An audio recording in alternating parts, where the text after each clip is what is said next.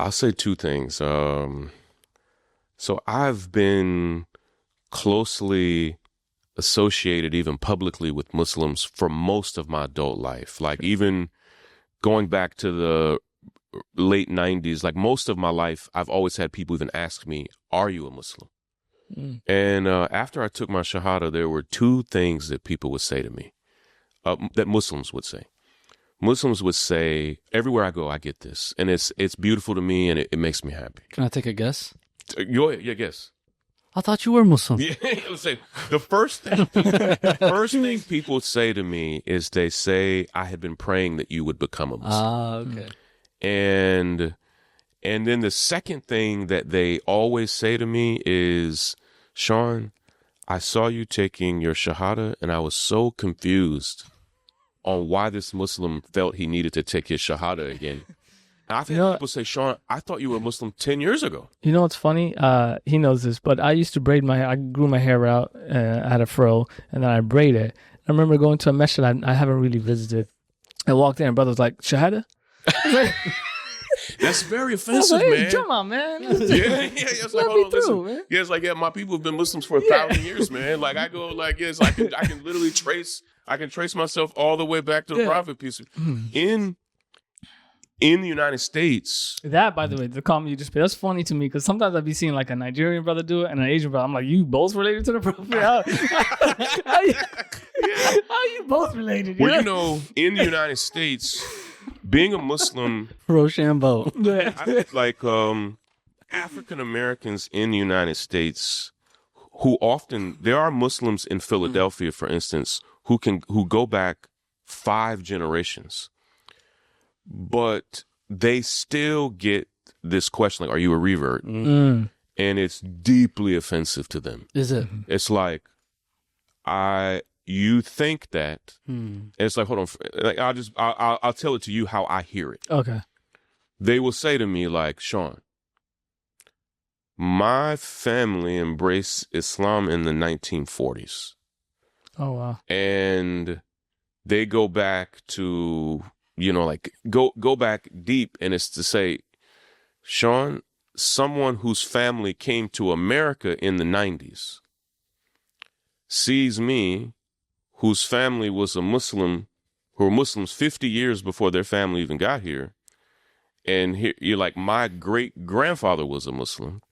And for some studies say that 30 to 45% of African Americans, genealogically, their ancestors are Muslims. And so for a huge chunk of African Americans, there's only a small window in which they weren't Muslims. To have someone immediately assume that they just embraced Islam last week or last month or anything else, it hurts them, and so they get this regularly, and we feel like Muslim, non-African American Muslims in the United States should appreciate how hard people tilled this ground before they even got here. 100%. To say before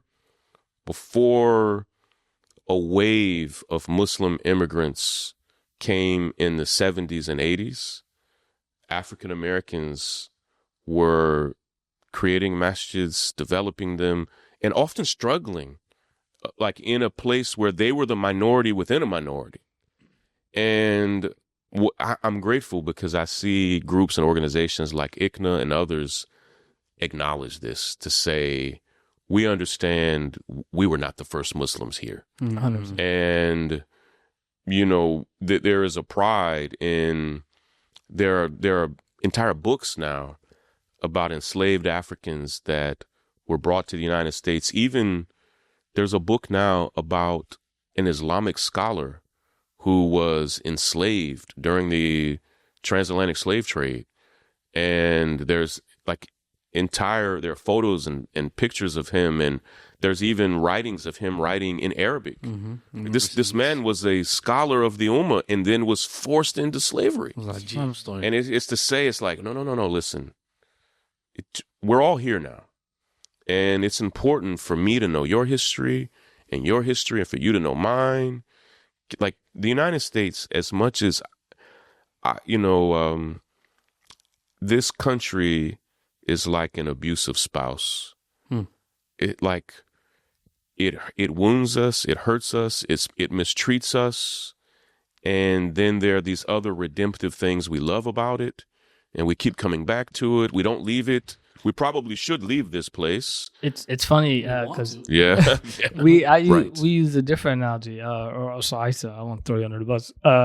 This country to me is like a drug dealer daddy. Like, Yeah. I hate No, that no, my I get dad is drug dealing and beating up half the neighborhood, but he just bought me a PS5. So like I'm Yeah. living Right, I'm right. living comfortable here, but like, I'm sorry to the neighbor who The didn't pay problem back. is